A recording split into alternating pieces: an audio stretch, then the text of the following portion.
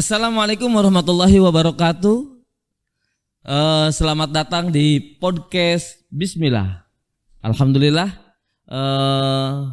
pemirsa, teman-teman semua, saudara-saudara, kita saat ini menyajikan sebuah podcast yang disponsori oleh Bismikuah.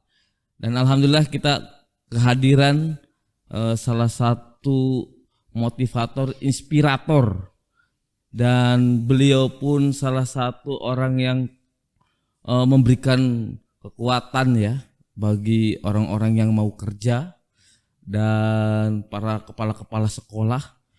Beliau jauh-jauh dari Tangerang datang ke podcast Bismillah ini dalam rangka memberikan motivasi kepada kita. Mari kita sajikan bersama. Inilah dia Bapak Dede Suganda. Selamat datang Bapak. Beliau adalah manajer HRD Pak ya? Betul. HRD rekrutmen di PT Mitsuba Indonesia. Alhamdulillah kita bisa ketemu Bapak di siang. Kalau sekarang lagi siang ini, tergantung yang nonton ini ya. Kalau nontonnya malam berarti ya malam gitu ya. Siang sambil mendung. Sambil mendung ya. Alhamdulillah kita bisa ketemu di sini dan nanti mungkin Pak Dede akan memberikan pengalaman-pengalamannya mungkin Pak ya kepada kita semua. Ya. Pak sudah lama Pak di Mitsuba Pak? Kalau sampai 2023 ini baru 26 tahun. 26 tahun, iya. Bos, luar biasa. Mitsuba itu perusahaan apa sih Pak? Jadi Mitsuba ini kalau di mark perusahaan kita atau timeline kita ini sebagai perusahaan Automotive Electrical System. Automotive Electrical System. Jadi perusahaan yang bergerak memproduksi barang-barang yang berhubungan dengan kelistrikan atau elektrik di roda 2, sepeda motor dan roda 4. Roda mobil. 2 dan roda 4. Betul. Oh, jadi hampir semua kendaraan itu ya. Betul. Ada sambungannya dengan Mitsuba berarti nih Pak. Oh iya dong. Tapi nggak ada roda 3 ya. Oh iya. Kalau roda 3 bemo ya Pak ya. Itu nggak ada. Alhamdulillah. Memang berarti yang kita pakai biasa setiap hari, baik itu mobil ataupun motor, mungkin kemungkinan besar ada sambungannya dengan Mitsuba atau elektrikalnya serta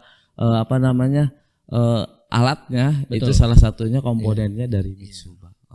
Banyak Pak Mitsuba di Indonesia ada atau? Kalau Mitsuba secara perusahaan Mitsuba Indonesia itu ada di 3 perusahaan. Jadi yang pertama Mitsuba Indonesia 1. Ya ini kantor pusat kita, plantnya ya, pabriknya di Jatiuwung Tangerang. Jatiuwung Tangerang ya. Kemudian ada 2 plant lagi itu di wilayah kawasan industri modern Cikande ya. Yaitu Mitsuba 2 dan Mitsuba 3. Luar biasa. Di Serang ada Mitsuba. Betul. Daerah Cikande ya. Betul. Daerah Cikande sebagai kalau Bismillah ada di Kabupaten Serang, bangga sekali Pak. Betul. Mitsuba ada di daerah kita di tengah-tengah kawasan Kabupaten Serang, yaitu di daerah Cikande. Ada 2 plan ya. Betul. Ada 2 plan Mitsuba di Kabupaten Serang ini. Ya semoga Mitsuba terus bertambah Pak, dan amin. Semakin maju lagi ke depannya. Ya, ada pengalaman nggak kira-kira dari awal mungkin sampai akhir? Jadi gini, mungkin saya perlu tambahkan kenapa saya hari ini hadir di SMK Bismillah Kabupaten Serang, karena Mitsuba 2 dan Mitsuba 3 ini ada di wilayah Serang. Kalau kita mencari SDM atau source untuk karyawan keluar Serang itu salah. Betul. Kenapa salah? Karena salah satu filosofi nomor 3 di PT Mitsuba Indonesia adalah berkontribusi terhadap wilayah terkait dan menghormati budaya sekitar. Luar biasa. Artinya apa? Ketika kita tinggal dan mencari ya istilahnya atau ada aktivitas di Serang, kalau kita cari di luar Serang itu tidak mencerminkan filosofi Mitsuba nomor 3. Semoga ini didengar oleh pemerintah daerah Dan alhamdulillah ini patut dicontoh bahwa Mitsuba Indonesia itu mendahulukan tenaga kerja dari wilayah sendiri dulu. Kalau memang wilayah sendiri sudah tercukupi atau memang sudah memadai, dan apabila SDM-nya tidak ada baru ke wilayah yang lain ya Pak ya. Dan ini ya kalaulah mungkin ya Pak, semua perusahaan berprinsip sama, saya rasa nggak ada namanya pengangguran di Kabupaten Serang ini udah waduh semakin habis lah, Banten habis. Khususnya ya. Karena khususnya Banten lah. Selain Serang itu juga kita ada di mencari atau ngambil SDM itu dari Cilegon. Ya, kemudian jadi wilayah Banten hampir keseluruhannya Pandeglang segala ya. Dengan SMK yang ada di Cilegon, kemudian ada juga yang dari Serang. Kota Serang, Lebak. Kemudian Pandeglang, apalagi tuh? Ya pokoknya wilayah Kota Banten. Tangerangnya sendiri ya. Kalau Tangerang kabupaten dan kota saja. Ya, kabupaten dan kota Dan Tangerang. itu untuk Mitsuba 1 sudah. Ya, kita apresiasi luar biasa.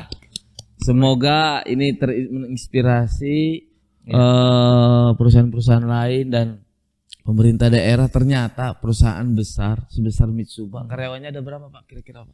Sampai hari ini ada di angka kurang lebih ya 3.700 ada 3.800 orang. Coba semuanya rata-rata dari putra daerah. Betul. Luar biasa. Kalau kita apresiasi, semoga pemerintah juga terus mengapresiasi kebijakannya dan perusahaan salah satunya Mitsuba untuk terus istiqomah dalam hal ini. Saya rasa pengangguran di khususnya di Kabupaten Serang ya, harusnya umumnya di Provinsi Banten itu akan semakin turun dan turun kembali. Betul. Mungkin sedikit agak global saya ngomong Pak. Jadi kalau kita bicara nih ya, sekarang SDM itu macam-macam. Orang kan kalau mungkin sekolah dari masing-masing sekolah, macam-macam sekolah. Itu SDM-nya juga, outputnya juga macam-macam. Melihat sekarang tekanan tentang industri, apalagi sekarang melihat industri ada 4.0 menuju 5.0 segala macam, terus menerus menjadi kita ini harus seperti apa nih? Dulu sekolah kalau mau kerja Pak, nggak lulus SMA nggak bisa. Sekarang harus lulus SMA. Nanti mungkin saya rasa terus jenjang itu akan mengikat. Tetapi yang Bapak tahu gitu tuh tentang bagaimana sih dimensi 4.0 saat ini gitu, kira-kira gimana? Oke, terima kasih Pak Haji Alfi ya. Kalau yang saya amati hari ini dan sebelumnya untuk 4.0 ini memang akan pasti tantangannya akan jauh lebih besar dan tuntutannya akan jauh lebih besar pula. Artinya begini, kalau sekarang mungkin orang lulus rekrutmen sudah cukup. Yang penting bisa kerja masuk. Rekrutmen betul sudah selesai. Tapi kalau nanti itu tidak cukup dengan hanya kemampuan misalnya soft skill, tapi harus ada kemampuan hard skill. Ada soft skillnya, ada hard skillnya. Artinya begini, yang saya pahamin mungkin sekarang sedang digalakan kurikulum merdeka. Nah, ada planning untuk tahun 2024 kalau nggak salah, ada proses prakerin yang tadinya 2 bulan, nanti akan jadi 6 bulan. Dan itu saya sangat dukung. Kenapa? Karena itu yang mensupport hard skillnya. Kalau sekarang sekolah cuma hanya ya istilahnya pengembangan soft skill, hard skillnya porsinya kurang. Menurut saya memang banyak kelemahan. Makanya sekarang genderungnya sosialisasi dari pemerintah yang luar biasa dan menekankan kepada sekolah-sekolah ada namanya profil pelajar Pancasila. Betul. Di dalamnya adalah kurikulum merdeka dan segala macam. Memang desakannya gimana orang tuh mandiri Pak, betul. Terus punya tanggung jawab segala macam gitu. Memang jadi agak balancingnya agak ada gitu ya Pak ya. Betul. tekanan pemerintah dengan kondisi SDM yang ada saat ini. Kebutuhan industri ya. Kira. Nah, kira-kira apa kalau pasca COVID ini kan pengaruhnya juga besar. Sedangkan tantangan itu dari global kan, kalau bicara industri ini bukan hanya bicara Indonesia, bukan hanya bicara apalagi Kabupaten Serang, kecil banget kan gitu. Nah, kita nggak bicara Indonesia tapi dunia. Dan standarisasinya juga internasional. Sedangkan kita ini habis selesai COVID nih tahun 2022 kemarin. Ini baru 2023 kan gitu tuh, belum lama. Nah, kira-kira gimana sih Bapak kan di HRD nih, tahu nih kendala harus seperti apa sih masyarakat menyikapi nih ya dengan keadaan permintaan industri dan segala macam, kira-kira gimana itu? Terima kasih Pak. Jadi gini, mungkin recovery ini bahasanya, mengembalikan yang sempat mungkin beberapa perusahaan atau industri yang ya mungkin ada yang gulung tikar, ada yang banyak gitu Pak, penurunan, PHK dan sebagainya. Memang ini perlu waktu, perlu waktu karena hampir 3 tahun kita menghadapi pandemi yang luar biasa. Ya Allah. Nah, begitupun dengan tantangan kelulusannya. Memang kami akui. Jadi kelulusan setelah COVID ini dengan pembelajaran daring luar biasa. Kita ingat ya, teman-teman semua kita pernah belajar daring loh, hampir 2 tahun lebih. 2 tahun belajar dari rumah, dan memang semua pakar pendidikan mengakui bahwa ya kalau dihitung antara daring dengan luring atau jauh ya, secara presentasi kualitasnya jauh lebih baik luring dibanding daring. Mungkin kalau SMA daring nggak terlalu bermasalah. Kalau SMK ini masalah. Kalau SMK masalah ya. Tidak ada praktek. Tidak ada praktek, betul. Tidak ada tatap muka, ya gimana interaksi. Jadi melulu memang soal kemampuan soft skillnya itu yang memang apalagi pendidikan kerja lapangan ya. Betul. Pelatihan kerja lapangan, prakerinnya juga gitu tuh. Praktek kerja lapangan juga kita tidak ada kan gitu tuh. Walaupun ada ini, maaf Pak, saya potong. Ada yang prakerin online. Ya sebenarnya itu hanya usaha-usaha, itu tidak salah juga. Tapi kalau menurut hemat saya memang masih kurang. Jadi kedepannya mungkin ini sekedar mungkin untuk saya sarankan, dengan proses recovery ini memang kalau hanya mengandalkan soft skill agak berat. Itu yang tadi saya bilang di awal tadi, mungkin bisa secara masuk proses rekrutmennya. Tapi ketika nanti mereka bekerja itu agak berat itu kalau tidak dibekali hard skillnya. Kemampuan misalnya orang teknik mesin tidak bisa bicara teori tapi harus bisa mempraktekkan. Ketika ditanya paham tentang mekanisme dan sistem kerja mesin seperti itu. Tapi kita kan itu bicara 2 tahun kemarin Pak. Betul. 3 tahun kemarin ya, di tahun awal-awal akhir-akhir 2019 2020-an lah ya, 2021. Itu kan terjadi seperti itu. Nah, sekarang imbas dari recovery ini Pak.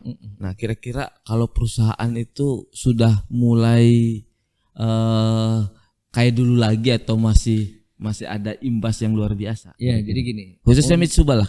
Saya kira. Kalau secara Mitsuba, alhamdulillah untuk 2022-2023 ini untuk kondisi pekerjaan memang agak lebih banyak dari tahun sebelumnya. Oh gitu. Ini kenapa? Karena ada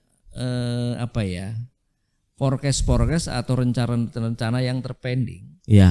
Yang memang itu atas demand atau permintaan dari customer kita. Jadi semakin banyak gitu ya permintaan. Semakin banyak. Gitu. Akhirnya apa? Yang terpending selama COVID ya, apalagi sempat ada kesulitan chip semikonduktor ya untuk yang dunia otomotif. Akhirnya ya pas ada barang, ada material, otomatis itu permintaan jadi banyak. Jadi ya cukup lumayan kerja keras gitu. Oh iya. Tapi ya itu bagian dari kondisi. Ya perjalanan lah ya. Betul. Ya sebelum dilanjut coba. Nih, boleh. Kalau haus diminum dulu Pak. Ini. Ikwa. Bismikwa ya ini. Produksi dari Bismillah ya. Produksi di sini. Di sini Pak. Jadi kalau di Bismillah ini salah satu UMKM-nya ada kita juga makanan itu kalau snack pisang roll. Alhamdulillah kita sudah produksi juga. Salah satunya kalau minum ya Bismikwa ini. Jadi air alami. Air alami. Jadi sebelum meminum air Bismikwa tetap harus baca Bismillah. Bismillah dulu. Sesuai dengan nama SMK-nya. Bismillah. Awalu Bismillah. Wah benar. Segera.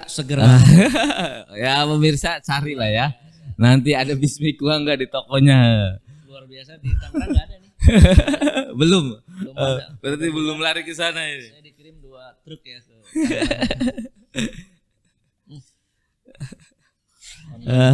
segar. Ya, monggo. Jadi ya imbas Covid ini ya memang mau tidak mau, tetapi perusahaan sudah menyusun strategi masing-masing untuk recovery-nya. Jadi ya tidak kaget ya untuk mengimbangi semuanya. Nah ini kembali Pak, kalau misalkan saya siswa nih, misalkan saya ini pengen kerja, khususnya mungkin pengen di Mitsuba nih, apa sih yang harus saya persiapkan dari awal nih? Betul. Ya. Kira-kira apa itu? Apa cuman lamaran kerja, habis itu saya kirim ke pos, udah selesai atau kayak gimana nanti mekanisme? Ya, jadi gini. Rekrutmen di Mitsuba itu kan ada beberapa tahap. Ada beberapa persyaratan. Ya, di samping syarat dokumen yang harus dipenuhi ya, itu bentuk legalitas ya.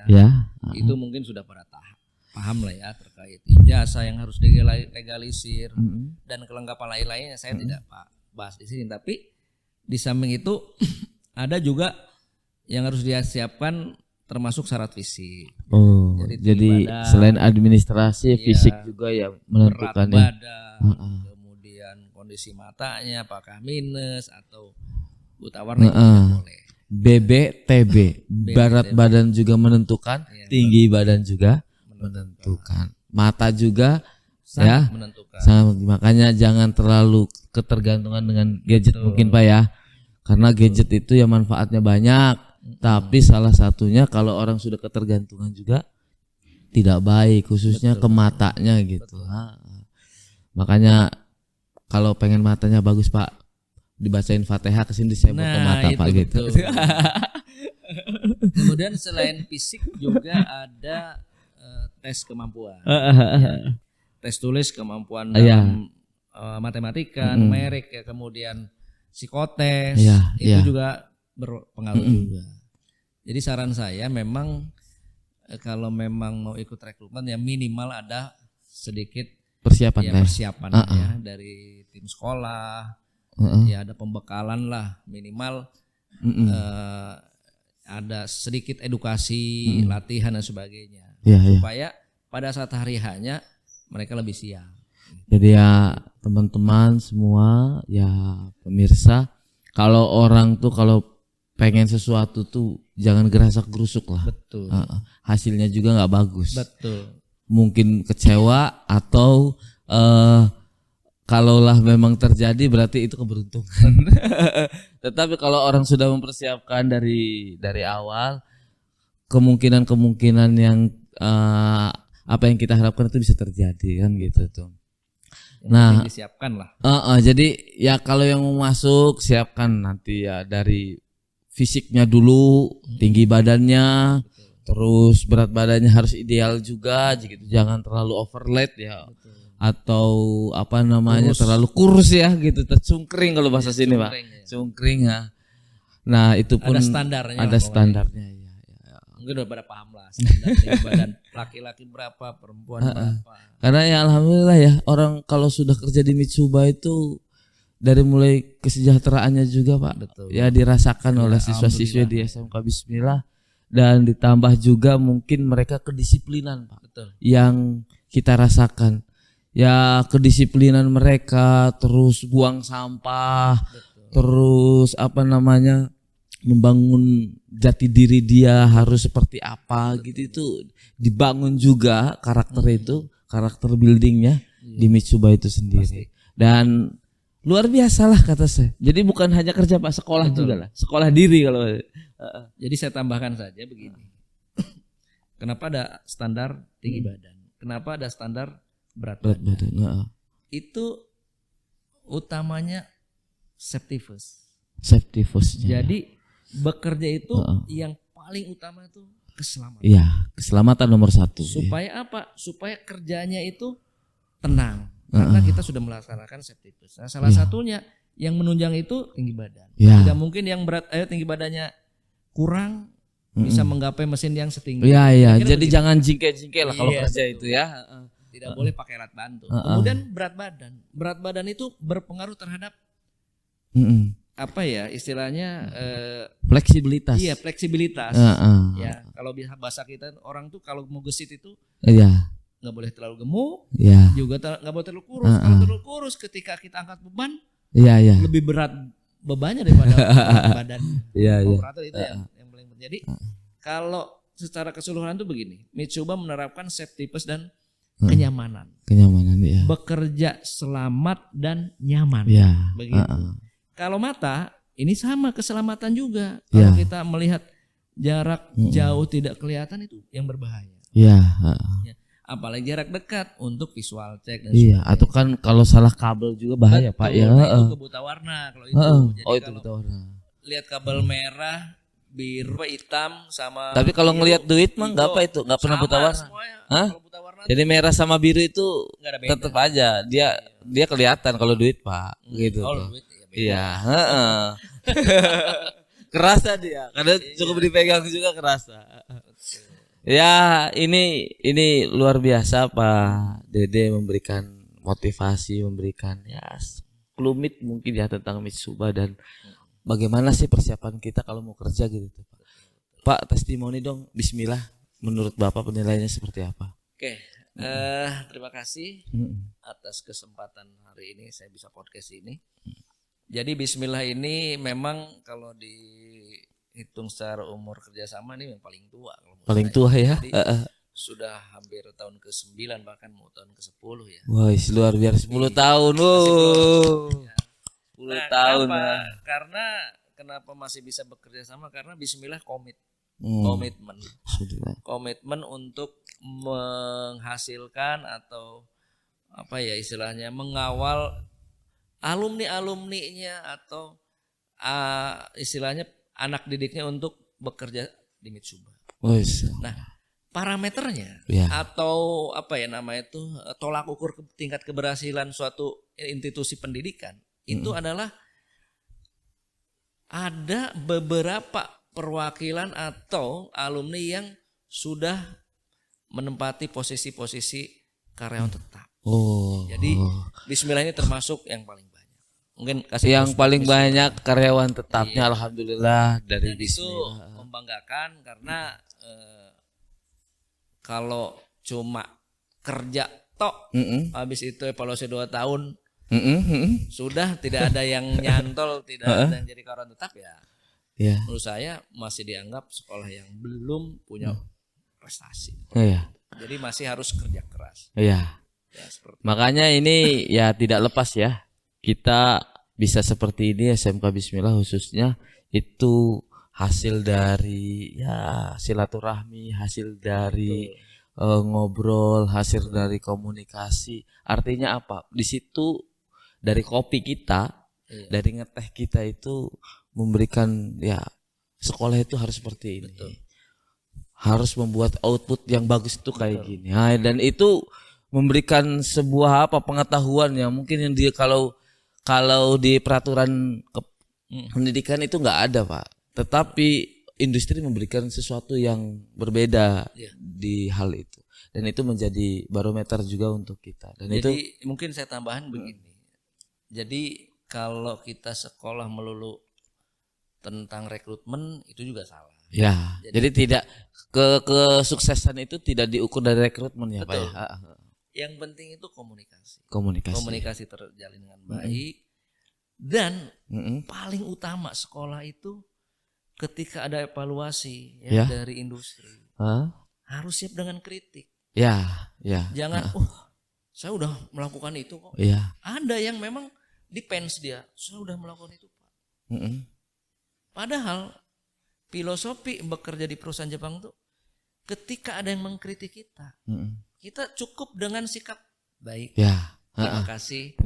Sudah diingatkan. Jadi nggak usah dijawab panjang-panjang lah. Usah. Ya, istilahnya kan masukan dari customer atau user lah ya. Jadi kalau kita depend merasa paling benar ya nggak akan maju-maju. Ya. Tapi bagaimana kita mensikapinya dengan hati yang lapang ya supaya kedepannya itu dijadikan apa ya istilahnya parameter untuk memperbaiki diri. Tapi banyak juga Pak yang omdo gitu, ngomong doang. Banyak gitu sepanjang ngomongnya, tapi aktualisasinya nol. Ya itu kurang baik. Nah, ya di sini di Bismillah khusus. Oh gitu Bang. Haus gitu. Setelah minum tadi 2 teguk kok haus terus. Oh gitu. Ada apanya ini ya, jadi kecanduan ini. Tapi insya Allah lah, halal. Parameternya memang kita bersama guru-guru, bersama dengan para wakasek, memiliki komitmen bersama ingin maju Pak, gitu tuh. Jadi nggak pengen di situ-situ saja lah. Kemajuan itu kan harus buka telinga besar-besar dari manapun. Otomatis masukan dari arahan dari para petua-petua selalu kita inspirasikan, kita mau komunikasikan kembali di lapangan gitu tuh. Terima kasih Pak. Dan tadi pun alhamdulillah kita sudah dapat penghargaan dari Mitsuba. Penghargaan apa tadi itu Pak yang diberikan? Jadi yang tadi diberikan adalah apresiasi kerjasama. Apresiasi kerjasama yang kami berikan kepada sekolah-sekolah yang tertunjuk yang sudah bekerja sama dengan kami selama 3-5 tahun dengan catatan baik. Alhamdulillah. Kasih belum? Karena jadi, ada beberapa yang sudah kerja sama-sama kita ya beberapa tahun tapi kita sementara tidak berikan karena kenapa? Karena belum punya catatan yang baik. Begitu. Kita respon, insya Allah respon kayak ada anak di perusahaan karena di kita saya komitmennya adalah pada saat masalah di perusahaan tentang anak kita adalah masalah kita bersama. Iya betul. Bukan masalah siswa itu atau masalah perusahaan, tetapi masalah kita bersama. Maka tanggung jawab sekolah pun selalu ada di tengah-tengah itu semua. Mungkin saya sedikit ini ya, kadang suka menjadikan Bismillah sebagai apa ya acuan terkait alumni. Kalau di tempat lain ketika anak itu udah bekerja, seketika mereka seolah-olah kayak lepas. Ada masalah, jarang komunikasi sama anaknya. Nah, di Bismillah ini beda. Bedanya apa? Selalu ada forum komunikasi dengan dan saya salah satunya pernah memberikan mengisi kita alhamdulillah sebulan sekali lah ada forum komunikasi alumni dan itu bagus khususnya yang sudah kerja supaya lebih tetek lah Pak gitu tuh. Karena memang alma mater Pak ya, di kita juga dan mereka. Oke. Terima kasih Bapak. Tolong minta kami ini apa namanya kalimat terakhir lah, kalimat penutup yang membuat inspirasi bagi kita semuanya. Oke, buat semuanya buat semuanya, saya selalu menggunakan kata dan kalimat saya ini untuk semangat di SMK. Jadi begini, SMK yang baik itu bukan hanya meluluskan alumni dengan prestasi akademik. Tapi SMA yang baik itu adalah yang bisa mengawal dan bisa meneruskan alumni itu dengan dunia industri yang kerjasama. Jadi saya selalu berpesan kepada dunia pendidikan, sekolah itu mencerdaskan anak bangsa. Tetapi ini SMK khususnya, harus juga mengkaryakan anak didik kita sendiri. Itu mencerdaskan dan mengkaryakan. Luar biasa. Jadi quote-nya satu ya, cerdas dan berkarya. Gitu ya. Oke, luar biasa. Terima kasih Bapak Dede Suganda selaku manajer HRD di PT Mitsuba Indonesia Dan saya Alfiru Jabadi pamit undur diri. Terima kasih kepada teman-teman semua. Sukses untuk kita semua. Podcast Bismillah.